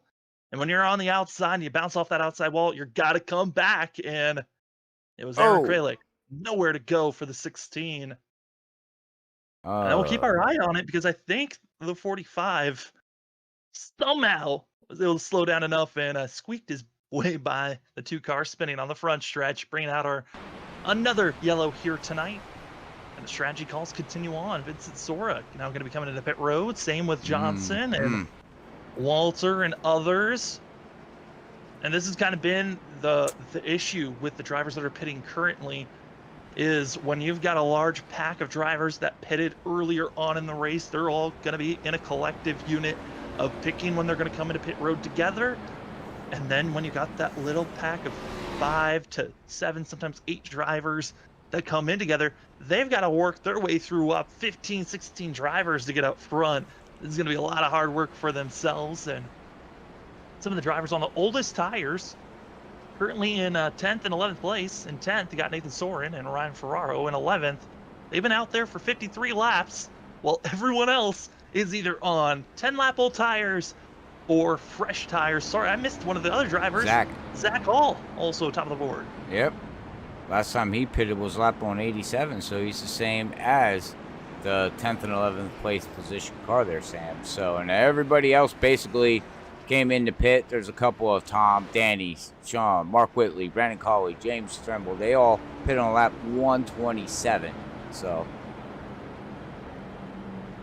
we're track racing, lots of drama, as we'll take a quick commercial break. When we come back, we'll go green once again for the TramJamTV 200.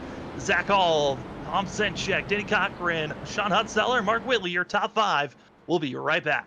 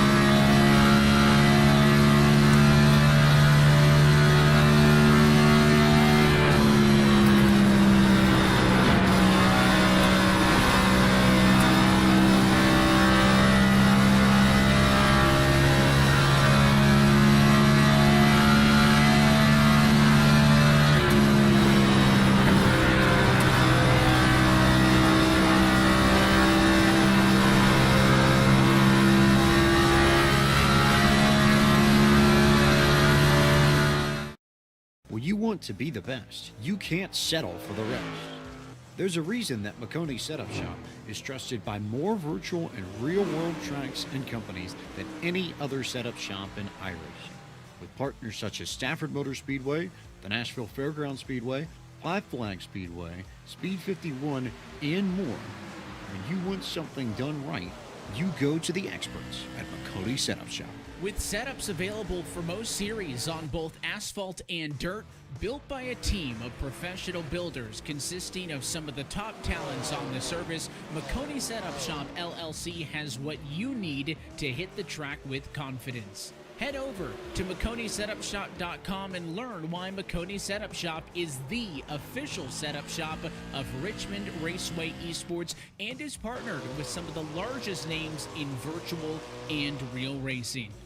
And remember, at Makoni Setup Shop, there are setups, but your victories.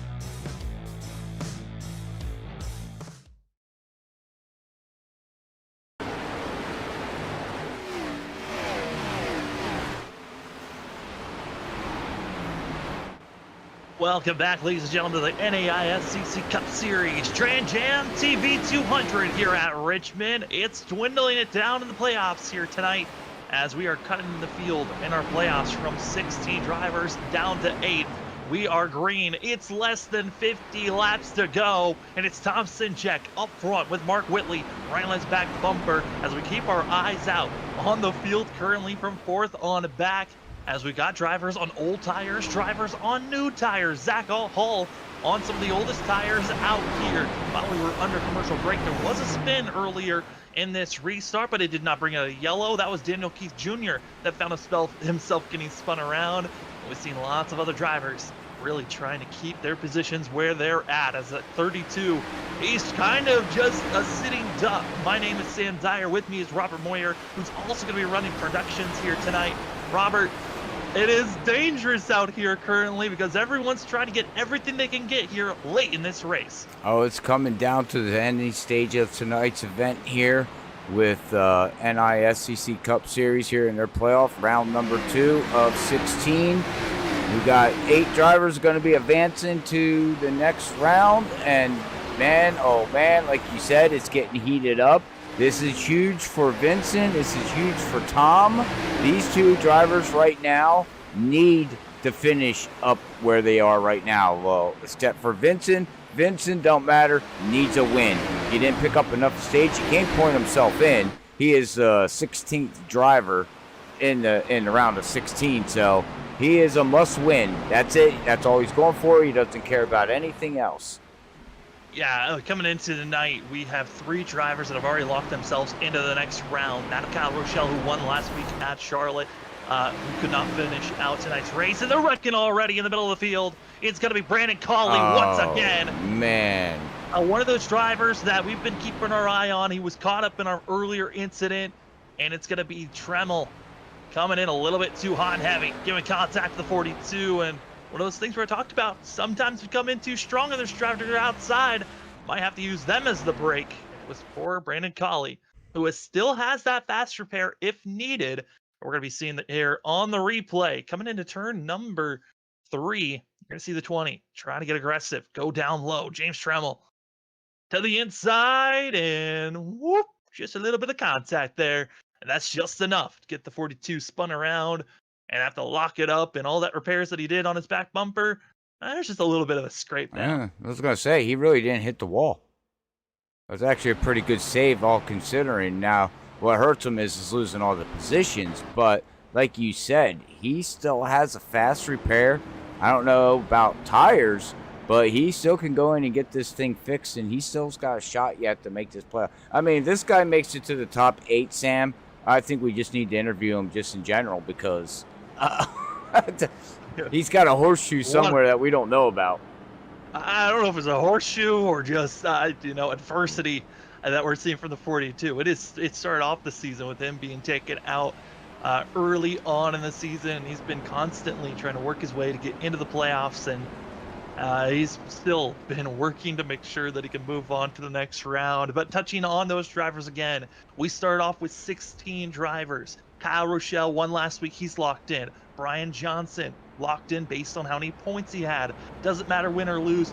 That 28 team is moving on. Zach Hall, just by starting here tonight, is moving on to the next round. Cedric Hunter, he's in an interesting spot where he has enough points as long as he finishes it. I believe actually with the amount of drivers that we've seen have DNFs and troubles here tonight, Cedric Hunter might be also locked in. So that's 4 positions. But then it starts in 5th place where we have 5 positions coming into tonight. 5th down to 15th in points. We're separated by just 18 points, and we've seen a lot of those drivers down around 15th, 14th, and 13th getting bonus points for either leading a lap or even getting stage points, which were massive for those drivers. We don't have the numbers exactly right now to give you a complete rundown of that sorts, but we do know that from 5th down to 15th, you can still point your way into the round of 8. But for Vincent Sora, who's 16th, he needs a win to move on to the next round, as up front, Vincent Sora is doing just that, as he is in 1st place, but he's got some heavy hitters behind him. That of Brian Johnson, Cedric Hunter, Mark Whitley, as well as that of Thomas Walter. That's your top 5. But from 10th on back, they all came in for tires, led by Tom Sinjek, Danny Cochran, Sean Hutzstutler. Robert, we're now under 40 laps. It is go time, and there's moments where this could be a point where if you go back for the drivers that have not pitted for our top 9, if there comes a late caution after this, there might not be enough time for you to come through the field get those positions back. I mean, these guys from 10th on back, this is their bed. They laid it. Now they're going to roll with it and see how everything reacts here. And towards the end of this race, like you said, about 40 laps to go here. We did see Zach Hall blow through the field earlier pretty easy within 3 laps on fresh tires. Now he's back here with Tom, Danny, Sean, Zach, James, Jesse. Oh my goodness. Ryan. A couple of those guys, drivers outside of the top 8 in points coming in tonight. Pace truck is up. The TramJamTV 200.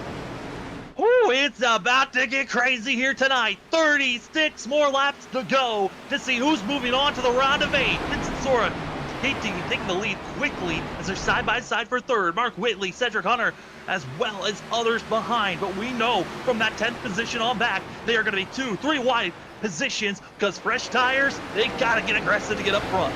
It's go time for these guys. Like you said, Sam, and we talked about it all night, and we're riding along with Tom right now, and he knows. Look at him. He's motoring this thing on the high side. He's not giving. He's taking. And it doesn't matter. Now he's going to go look on the low side of Dakota here. Nope, not yet, but he should get some fresh. Yep, and here he comes. That fresh rubber from the center off of the corner. You can just get into the throttle so much sooner, and that's what we're seeing from that of Tom Sinjek. Making the pass, now up to 6th place. He started back in 10th, has moved up 4 positions. Still a lot of work to do.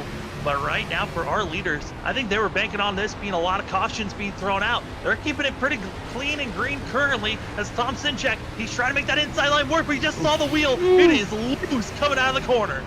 And he dive-bombed it on Thomas, taking it in, trying to get 5th position. And I think if he just calms down a little bit, he's got the rubber, he's got the speed.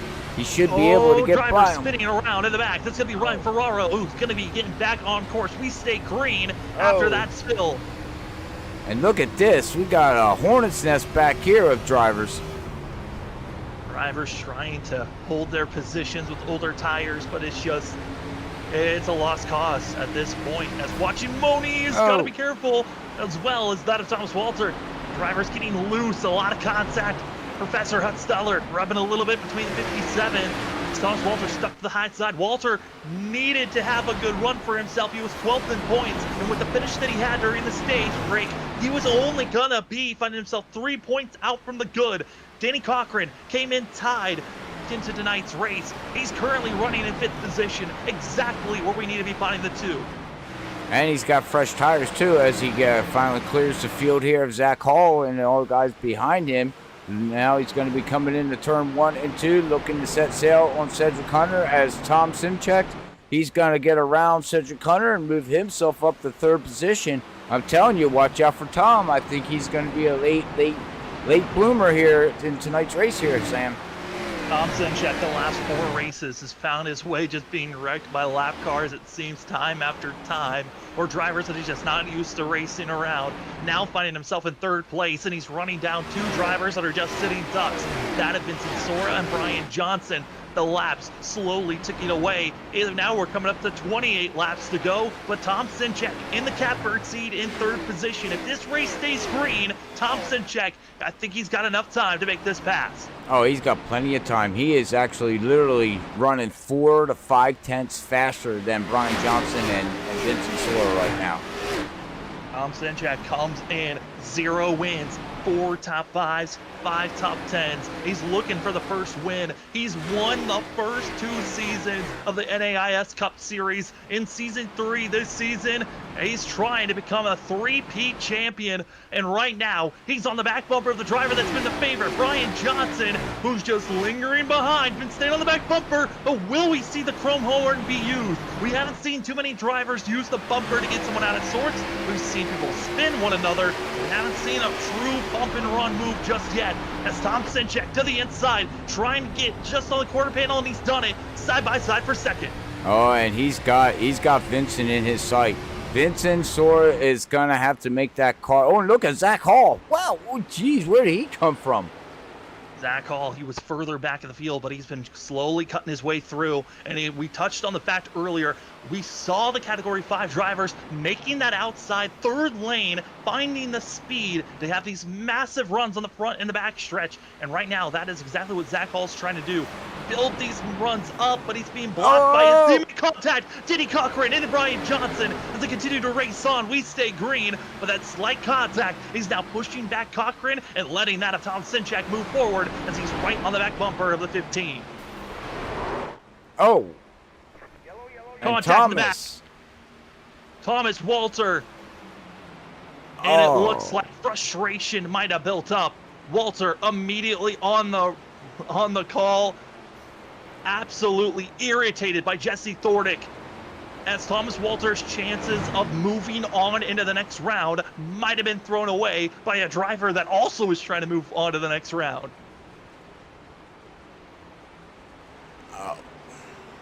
Wow. I hope everybody's enjoying this, because we only got 2 likes on this stream. Only 2. I think we should be at least 10. If you're enjoying this stream, give it a like, please, if you don't mind. Well, yeah. Well, if you got a final set, I think now is the time to use it. Yep. Also for that of Brandon Colley, I think that fast repair might be time to use that as well at this point. You're in coming up when we go green, it's going to be less than 20 laps to go. We saw Tom Sinchek, if the race stays green, easily was able to cut his way through, and we're seeing Cedric Hunter as well as Mark Whitley coming into pit road, getting their service done. Brandon Colley now into pit road. Only 3 drivers coming in, as well as Daniel Keith Jr. That's it's a little bit too much ground I think these guys have to make up, especially with the tire differential only being about 18 laps for most of the field. Yeah, but I think these guys in the back, Brandon Colley, Mark Whitley, and everything, if they can navigate the field pretty faster, Sam, they're going to come up through the field. They might need another yellow to help them out, but we've seen Zach Hall do it. We've seen Tom do it. We've seen, like you said, these guys on fresh tires versus old tires, within a lap or 2, they're picking up 2 to 3 to 4 positions per lap. So in 2 laps to 3 laps, you could gain 8 positions. Starting back in 16th, that puts you up, 8 positions up into the top 10. So, I mean, this could get very interesting. Brandon Colley did not use his fast repair. So What? he is banking on if that engine ever blows, that's when he's going to use it. Did he use it already, though? I never saw him use it. That's what's questioning me. Yeah, I mean, with 18 to go, I would have used it. There's always that one, you hate to see it happen, but if you forget to click it off in your black box on iRacing, then on your first pit stop, doesn't matter if you have damage or not, it will use that fast repair. So there's a chance that there could have been that misair that could have happened there, but Yeah. we're drivers up front. Vincent Sora, who is leading this race currently. Whew.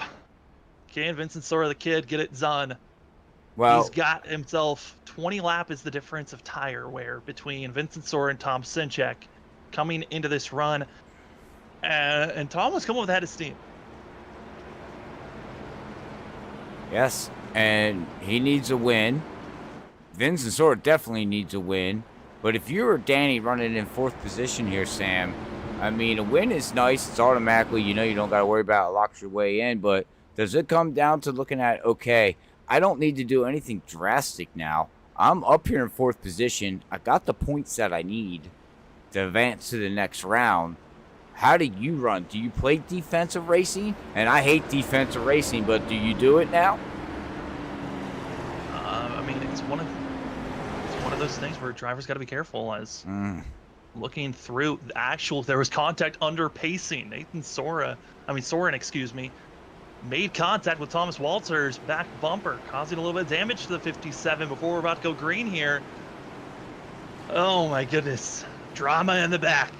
I know for sure driver's gonna be heated after this one, but the pace car pulls off. We get to go 18 laps to go here for the TramJamTV 200. Vincent Sora, he needs a win to move on to the next round. Tom Sinchek needs to get every point possible. And the drivers behind him, Johnson, Hall, they're already locked into the next round. They just need to run careful here as the rest of the field, it's going to get dangerous. You've got drivers all the way back in 16th, fresh tires, going to be trying to cut their way through the field. But it's a mixture of old and new tires everywhere scattered through here, so I wouldn't be surprised if someone makes a mistake. But up front, it's Vincent Sora still holding on for that lead position as they're 3 wide, battling back. This is for 15th place. Hey, these guys got no hold bar, man. They don't care. We're still 3 wide coming out of 2, going down into 3. Somebody's got to give here. Were they thinking about 4 wide for a second there? Mark Whitley going to be backing out, just letting the drivers go. But right now, it's Cedric Hunter. He's got to force it 3 wide, trying to get by that of Nathan Soren. And with this move, it's going to be a risky one. Soren, Walter, they're on the outside. They've already had some discussions and a little bit of disagreements going on between themselves. But they're still holding on strong for now. But for second place, Zach Hall gets into Tom Sinchek. And Zach Hall just comes in a little bit too hard, losing ground. They're 3 wide for 3rd place. It's drama now as Brian Johnson going to be making the move to the inside. Here comes James Tremmel. Tremmel comes in 14th in points. He was 10 points out coming into this race, and he, with a great run of a 15th place. Everybody okay? Oh no, the professor! He goes sideways, scattering, caution, major correct. Oh no! Major carnage, playoff drivers, implications. Westfield went tumbling for the 88. Oh no. Guess what? Coming out of turn number 2, this is where the incident happened. Just getting loose was the professor, and he tried to hold on. Instead of staying low, he tries to overcorrect, comes back up into the track in the middle of the whole entire field, gets that of Gomillion, as well as Morales. Ryan Ferraro nowhere to go, but then Walter, contact with that of Westfield. He goes tumbling as well. Over 8 drivers involved, if not 10, in this wreck. I thought the Olympics is over this weekend. Adam, you're just trying to finish it out? What do you give them? 9.5 for that landing? I mean, with that landing, I'd give him probably a 7. It wasn't the cleanest dismount, but it certainly was dramatic. Oh my goodness gracious. Well, I was just ready to say 13 to go. What trend did I say? It apparently stays alive. Wow. I don't know. Well, you're racing where you don't know what's going to happen at the end. What a trend to have. I mean, it's the only trend I have in this league is 15 to go, yellow. That's all I got. That yellow, though, changes everything. It gets us into the window of drivers getting a little bit too aggressive now, because it is all about getting every point possible. And looking at the field and where drivers lie now, I mean, Ryan Johnson just put himself in the hornet's nest, grabbing himself a forced fresh ones when he was up there in the top 3. I mean, he's locked in. Why not do something a little bit different? Yeah, I mean, what's he got to lose? Nothing. Exactly. I mean, same for Zach Hall, even though, he took his last set on lap 160.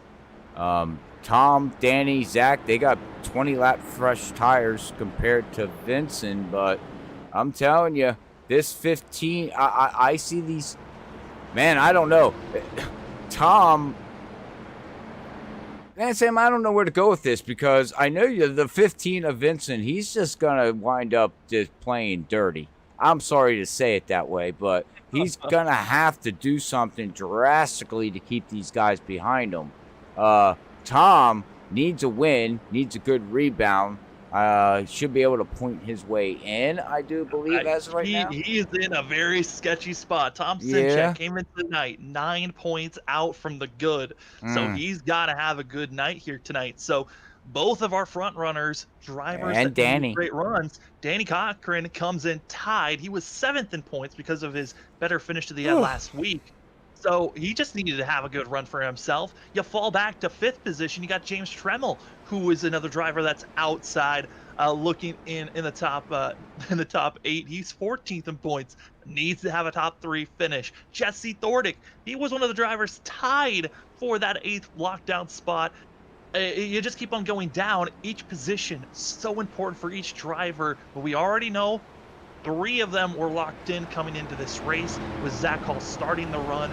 Cedric Hunter, with the amount of drivers that we are now seeing DNF, he is now going to be locked into the next round with Ryan Ferraro, Daniel Keith Jr., Mark Dingman, as well as Kyle Rochelle not finishing out this race. The field gets smaller. The points that could have been grabbed are now disappearing. And also Adam Westfield in the pit road 4 laps down. We're down to just 20 drivers here on the lead lap. Kyle Rochelle's already locked in from the win last week. Yeah. So, I mean, I got a funny feeling this is going to end here tonight, wherever it ends. Somebody's not going to make it into the top 8 by 1 point, Sam. 1 point is going to make the difference, which is 1 position. I think that's where it is. Did you get a bonus point or not? As we are green, 9 laps to go.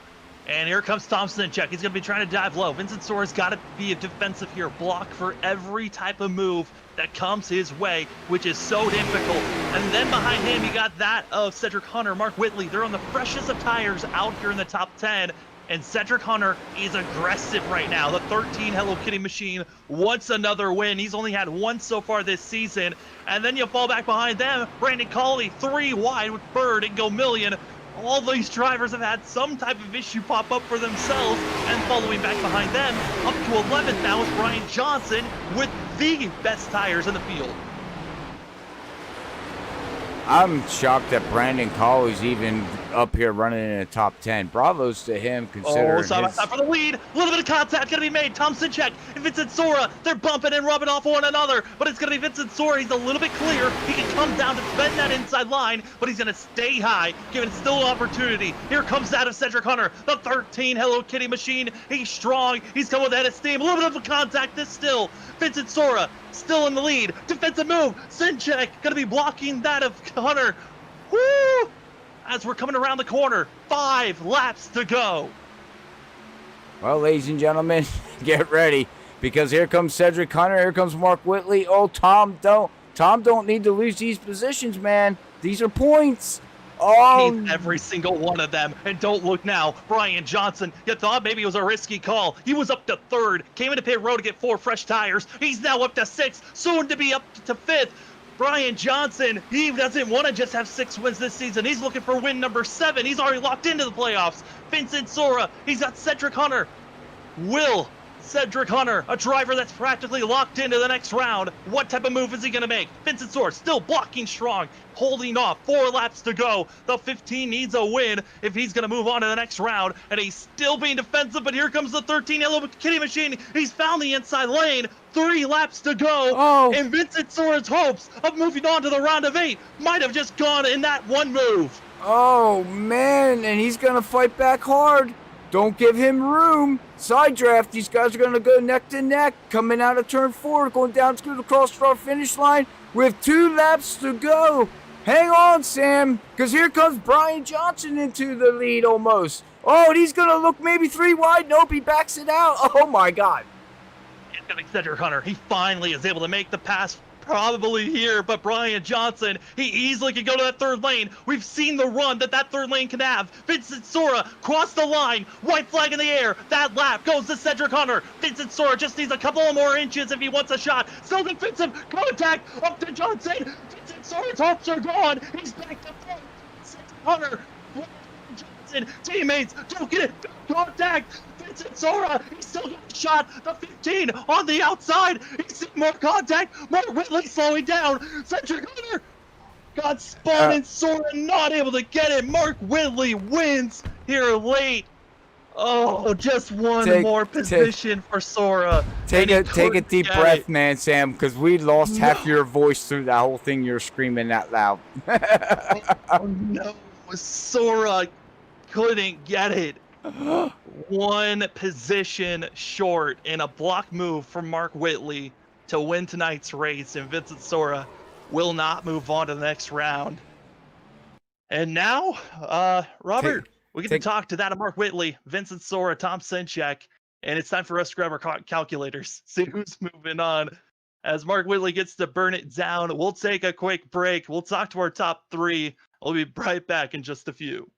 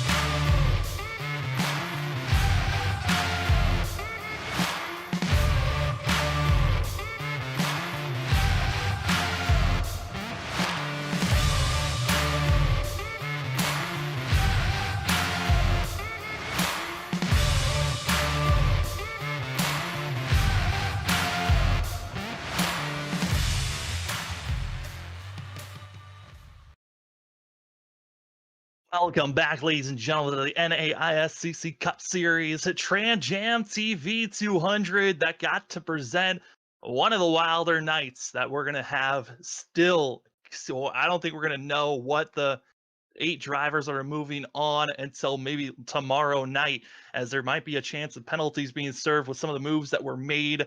But we do know who won tonight. That's Mark Whitley. We got Vincent Sora, Tom Senchek on the line. We'll talk to first that of Tom Senchek up in the booth. Tom, it's Sam. You got me? I got you. What's going on, bud?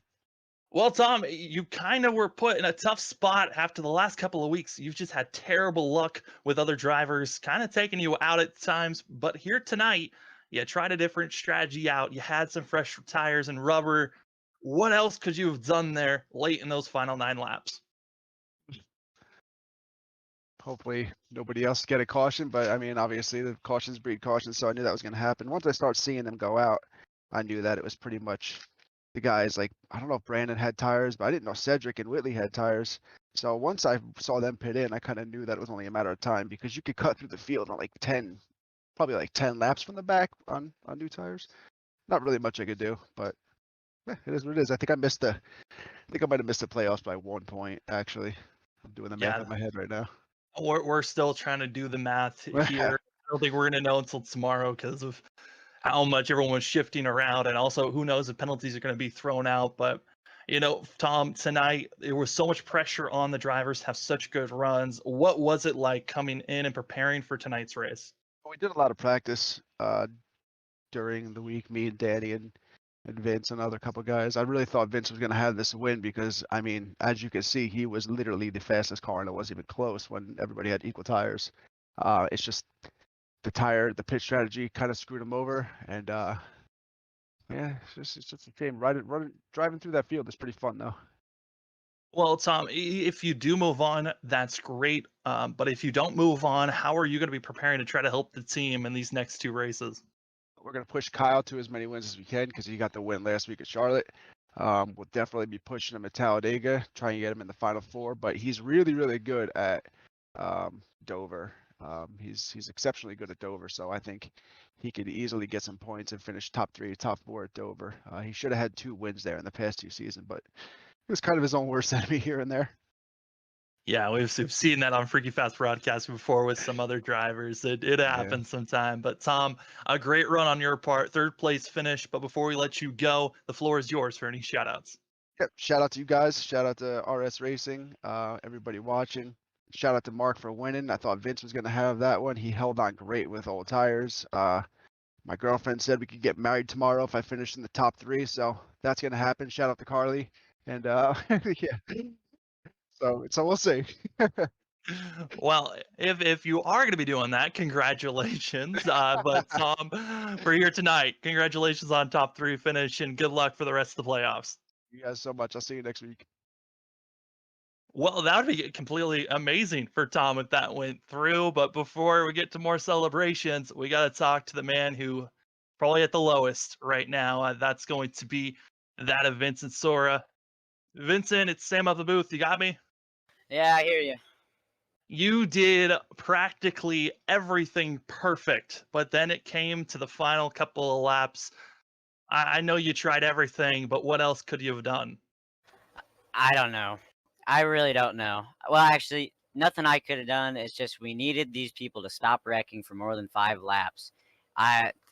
It's just we're put in a hole with not having as many tire sets and stuff, and you have to pick when you want to pit and stuff, and then when you run out of tires, you're just kind of a sitting duck. And I just tried to hold them off for as long as I could, and I did until the final lap, and then they all blew my doors off. So that sucks, leading 113 out of a 200-lap race and not getting it done and missing out on the playoffs. But it is what it is. Yeah, I mean, Vincent, were you in that spot where you didn't have another set left there? Yeah, I didn't have any left because we only had 3 extra. I pit on 50, and then I pit on like lap 140 or something, and I pit again at some point. I forget when else I pit. I think like 160 maybe. I can't remember, but yeah, then I was out, and they all had like 20-lap fresher tires than me. Yeah. Yeah, it 50, was 85, and then 140 then. Yeah. I mean, it was a great run there, Vincent. We know you put your all in just one position short, but with you being out of the playoffs, how are you planning on attacking these last 3 races? Win. That's been the plan all season, but now even more. I think I really showed tonight that I can win. I've finished second probably about 15 times, it feels like. I just can't ever get the win. But yeah, we got Dover, Talladega, and Homestead. I'm pretty good at all 3 of those tracks. So hopefully we can maybe finish the season off with a win. Well, Vincent, still an awesome run for yourself. Like you said, you led the most laps, finishing second. You can hang that up high on the fact that you had a good run here, but I know not making the next round is tough. But before we let you go, the floor is yours for any shout outs. Just everybody tonight. I want to thank you guys for broadcasting, Thomas for the beautiful paint schemes every week. I want to thank Tom for the race at the end there. I know he could have raced me a little harder, and we have a lot of respect for each other. And I feel like he was a little easier on me than he probably should have been. But yeah, it was a really good race, and just everybody involved. As Vincent Sora going to be finishing in second with the 15 machine. Congratulations on a second place finish, and good luck for the rest of the season there, Vincent. Yeah, I appreciate it, guys. You guys have a good one. You too. And now the man that we usually see dominate on Sunday nights, he came out here racing Saturday. We've got Mark Whitley up in the booth. Mark, drama was certainly in the air with it being the last playoff race. You were a non-playoff driver, but man, you certainly charged through the field. You were in the tire tracks of following that of Cedric Hunter.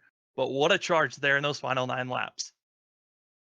Oh yeah, I kind of messed up the strategy when that caution came out on lap 50 and took a set early. So I saved a set on 85, just took gas, and the whole race we were just kind of off schedule with everybody else. And that one of those last cautions came out, and I was like, well, I'm gonna go ahead and pit. It's about 25 laps. I'll go ahead and take my last set, and hopefully I can be able to get through the field. And I think Cedric did the same thing, and I just literally just followed him. He made some pass for me, and I just kind of followed him right on through. And I think I was able to save a little bit more of my tires just following him. And then, yeah, that last, I don't know how many laps it was. I think you said, 8 laps or whatever. That was probably the craziest 8 laps I've ever had on iRacing. I mean, I knew everybody around me was in the playoffs, so I was trying to be aggressive, but also be respectful. I didn't want to take anybody out that was in the middle of the playoffs trying to make a spot.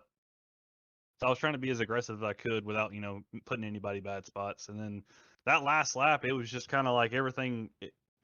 The easiest way to describe it was just pure, unadulterated chaos. And Cedric and Vincent got into it and won. I thought about maybe I could get up under him, but I couldn't get the run. And then Brian came around on the outside like a bat out of where.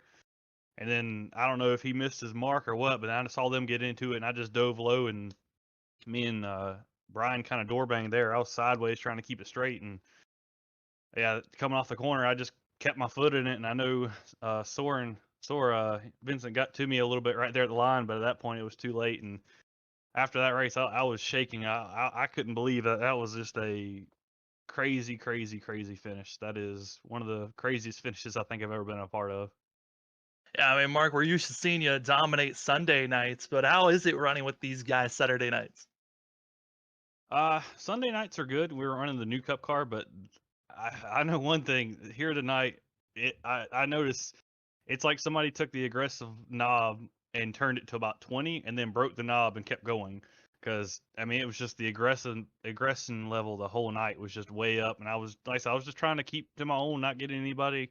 I didn't know who was in the playoffs, so I was just trying to treat everybody like they were. So the whole night it was just crazy. But yeah, this group of guys, it's way more intense. I feel like throughout the whole night. But I need to go take a break or something because I'm about worn out after that. Absolutely, Mark. I know that we got 3 more races left in the season. How many more of them are you planning on showing up to? Honestly, it just depends on what I got going on in my personal life. That was tonight. I didn't really have nothing going on, so I decided to jump in here. And you know what? If I ain't got nothing else to do the rest of the Saturdays this week, this season, I might show up to all of them. But it's just about picking and choosing. This is like my second favorite track, so I wanted to at least try to make this one. It worked out pretty good, I think. That it really did. Well, Mark, congratulations on your win. And before we let you go, the floor is yours for any shout outs. I'd just give a shout out to my family tuning in. I already got a text from one of them, so I appreciate y'all watching every time I race. And then got to give a shout out to y'all putting on a great broadcast. This one's going to be very interesting to go back and watch, is all I got to say. And thank the fans for tuning in, because that's how they pay the bills with all their sponsorship and stuff, all the people tuning in. Yeah, that last lap probably going to be very spotty on my commentating, as it was a wild one out there. But Mark, congratulations on the win, and good luck. Hopefully we can see you more often in these last 3 races. All right, sounds good, guys. Take it easy. Well, we're still trying to get reports of what the top 8 are gonna be, but it looks like we might have gotten word of where we're at with them. Looking at it, your top 8 moving forward, it's going to be Brian Johnson, Zach Hall, Kyle Rochelle. We knew we're locked in with the finish that Cedric Hunter had. He's as well locked in into the next round. Then we have those final positions that we weren't sure, those final 4. Danny Cochran, with a great run that he had, he'll be moving forward.